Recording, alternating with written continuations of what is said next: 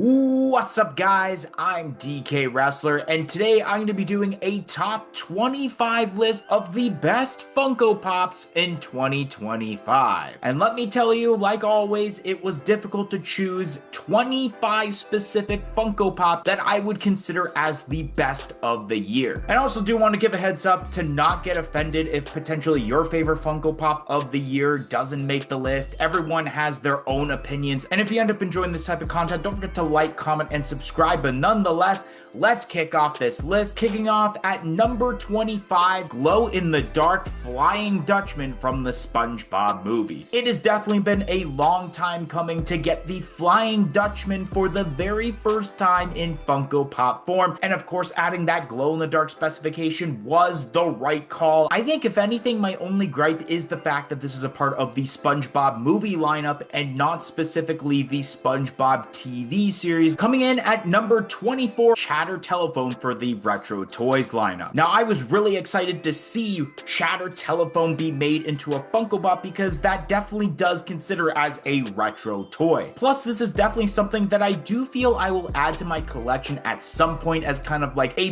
bonus pop to my ever-growing Toy Story set, since Chatter Telephone was a part of Toy Story 3. Plus, I really like the detail that went along with it, especially the placement of how they put it in the box, so that way they didn't have to make those stupid sideways boxes for how the pop actually is placed out of the box, and that they kind of tilted up so you can see the detail on top of the figure. Coming in at number 23, Sheen Estevez from Jimmy Neutron. I will say that it is very unfortunate that now the voice actor for Sheen has actually passed away, but the way that Funko pulled this off is absolutely awesome with his Ultra Zord t-shirt, and the biggest part of this pop that I really love is the smile. That damn smile. When you think of Sheen, it's exactly the way that this pop looks, and I feel like if they didn't include the smile, this probably wouldn't have made the list at all. Coming in at number 22 is Hank Hill from King of the Hill. Now, I knew I had to choose a King of the Hill pop because many people have been wanting King of the Hill for such a long time. Plus, this is one of those pops that if you didn't have the box included with it, you knew exactly what character it was. I heavily debated on adding the Hank Hill where he is on the lawnmower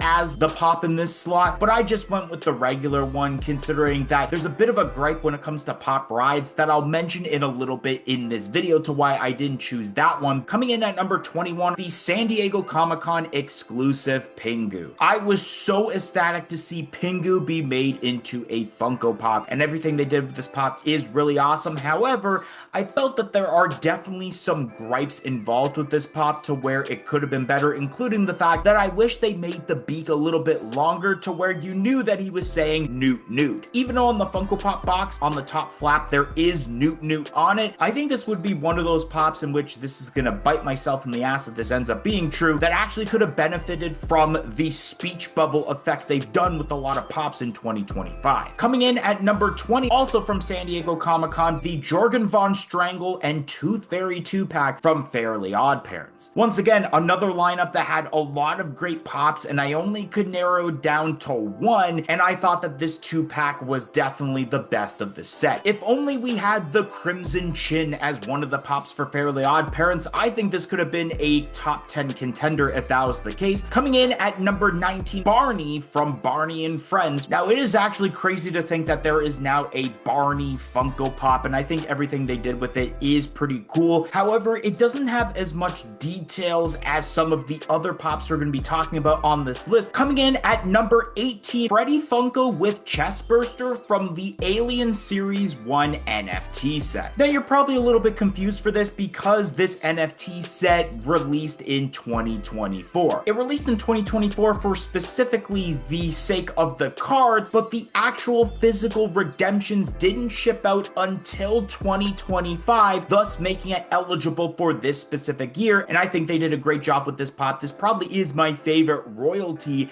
out of all the pops that released for 2025, of the Chestburster coming out with the little addition of the crown on the Chestburster as well. Coming in at number 17, the Anime Expo exclusive Godzilla from Godzilla Minus One. Now, I will admit that a lot of Godzilla pops in 2025 were not that great. They were fairly lackluster, but there's something about this specific Godzilla that is just absolutely amazing with the detail detail that is involved with it. And it definitely is one of the best Comic-Con exclusive pops, considering it actually sold out. Coming in at number 16, Crazy Homer from the Treehouse of Horror. Now, I always love adding a Simpsons pop because they're fairly detailed, but this is one that definitely stood out to me in 2025, especially because it's been a while since we've had Treehouse of Horror pops rather than the regular Simpsons lineup, and I love the detail when it comes to the posing for this pop, because the way that this pop is posed is fairly different compared to a lot of pops we've had in the past, where he has the arms that are placed different, and then the way that his feet are pointed is fairly different compared to a lot of Funko Pops. And then of course the facial expression, that's something that's really awesome about it because it does have a mouth as well. Coming in at number 15, Bloody Dexter Morgan from Dexter. This is definitely a Funko Pop that, although I don't collect Dexter pops, I knew that because this was one of those pops that did sell out compared to a lot of pops, that this had to be in consideration for one of the best Funko Pops of the year. And not only do I love the bloody effect on the pop, but also the blood splatter on the window of the box as well, that adds so much detail to the overall presentation of it. I honestly wouldn't be surprised if some of you list your top 10 or top 25 like I am down below, that Dexter would be on that list. Coming in at number 14, the Art and Sienna moments from Terrifier. I knew that there had to have been one of the many different Terrifier pops on this list, considering that they're all fantastic looking pops. But there's something about this one that's really awesome, not only including two characters, but even the background where you have the blood dripping down the wall, the bloody handprints, and even the effect on the left where it says Art was here. They did such a crazy job with this that this probably could be considered as one of the best Funko Pop moments that they've ever pulled off. Coming in at number 13, the Nightmare Freddy from Funkoween Series 2. And the detail on this is just chef's kiss. It's something I've never really seen when it comes to detail in a Funko Pop before, especially adding that glow-in-the-dark specification. Coming in at number 12, the glow-in-the-dark Dunharrow King from Lord of the Rings. I knew when making this list that I needed to put a limited edition pop, and even though recently when I did the best and worst Funko Pops of 2025 video, that I didn't put this pop on there because I almost totally forgot about it until prepping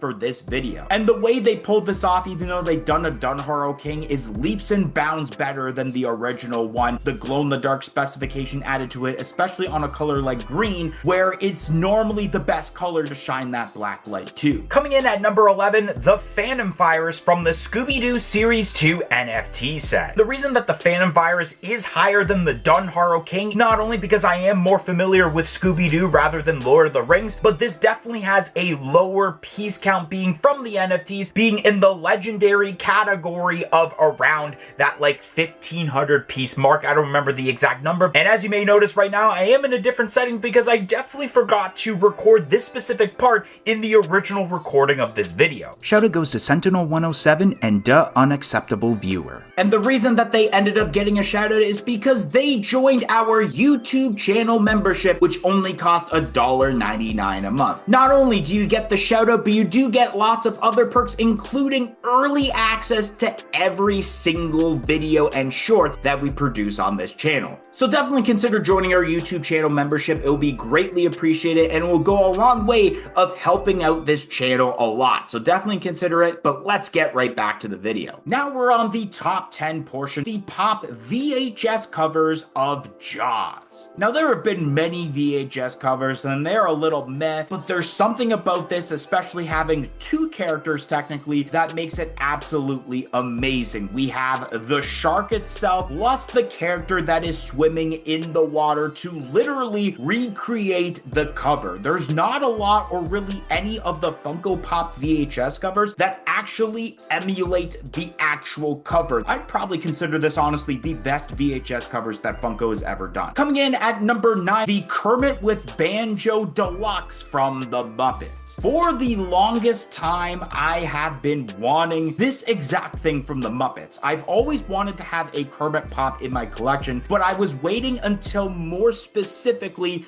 when he's playing his banjo, playing It's Not Easy Being Green. But I feel like at this point in my collecting journey, it is not necessarily a need in my collection, or else this would have been in the top 5 portion of the list. And this follows a trend that I don't like with a lot of pop rides, like I mentioned with Hank that I kind of alluded to earlier, and the Godzilla Anime Expo pop of how you have a tiny pop in such a massive box and you're paying so much just for the box, when I know with the size of this pop, you could have done at least a plus or a premium. Coming in at number 8, the Statler and Waldorf 2-pack, also from the Muppets. This was definitely a pop that I felt should have been on the list, considering it's one of those Muppets characters that people have been wanting for a long time. Yes, we did have the 2 different variants of the Marley brothers from the Muppets Christmas Carol, but we wanted Statler and Waldorf specifically, not variants of them in our collection. Coming in at number 7, Agent P from Phineas and Ferb. I feel like out of all the Funko Pops that I'm mentioning on this list, this is the closest you're ever gonna get to like a perfect Funko Pop to what the actual character looks like. Not only with the posing that they chose for this pop, but also not going with the traditional black dot eyes and went with what Perry's eyes actually look like in the TV show. And I feel like this would have been higher if it wasn't the fact that I don't know if I'm actually gonna put this pop in my collection. But with number 6, the Zack and Cody 2-pack from The Sweet Life of Zack and Cody. A pop that I am definitely adding into my collection at some point whenever they decide to bring these pops into Canada. The Sweet Life of Zack and Cody was the show that I watched as a kid, and when I started collecting 10 years ago, one of my biggest wish lists that I wanted was Sweet Life of Zack and Cody pops. Coming in at number 5, the Doc and Marty moments from Back to the Future. Now already I knew that I was gonna like this specific moment from the dirt sheets, knowing exactly where it came from. I think what made this really over the top and put it on this list is the fact that they did incorporate mouths onto the pops, which obviously are rarely done, but when they do add mouths, it adds so much detail to the facial expression to these figures. Coming in at number 4, Sid Phillips from Toy Story. Now I knew going into 2025 and these pops were leaked that this was automatically going to be one of my favorites of the year, considering that Toy Story is the #1 set of pops that I collect.